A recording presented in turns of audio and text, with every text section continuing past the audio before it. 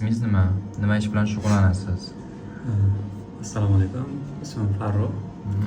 Hozirgi kunda ko'p ishlar bilan shug'ullanaman. Qurilish, restoran sohasida, keyin offlayn do'kon sohasida ham ko'p ishlar qilganmiz. Asosiy endi maqsadim Qilganmisiz yo hozirda ham qilib kelasizmi? Yo'q, hozirgi kunda hammasini yig'ishtirib asosiy maqsadimda onlayn savdoga, ya'ni Uzum marketda, Yandex marketlarda savdo qilishga harakatlanmoqda. Ha, ularni to'xtatgansizda ishlarni. O'zi maqsad nima Uzumga kirishga?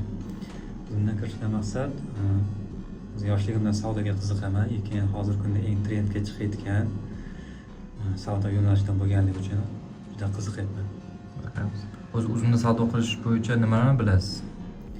Uzumda savdo qilish bo'yicha hali tajribam yo'q, ko'p narsalarni Bilmaysiz. Lekin qanaqa tushuncha bor Uzum market bo'yicha? Tushunchangiz? Uzum market bo'yicha hozirgi kunda offlayn do'konlar savdosi tushib borib, o'zim mana shu sohada yurganligim uchun aytyapman.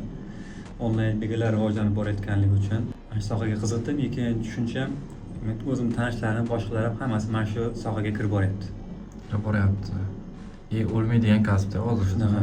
Offlayndagi do'konlarni ko'rib turibsiz. Jahon darajasidagi mana shu 100% statistikaga qaragan bo'lsak, bozorlar yopilib ketishi, boshqa narsalar ehtimoliga, keyin offlayndagilar yopilib, onlayndagilar rivojlanib borayotgani hisobiga qiziqish ham boshqa ko'p narsalar sabab bo'lyapti.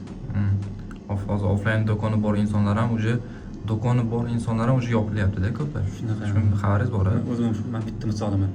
Offlayndagi do'konimda sizda do'kon bor-da? bor edi. U yopgansiz.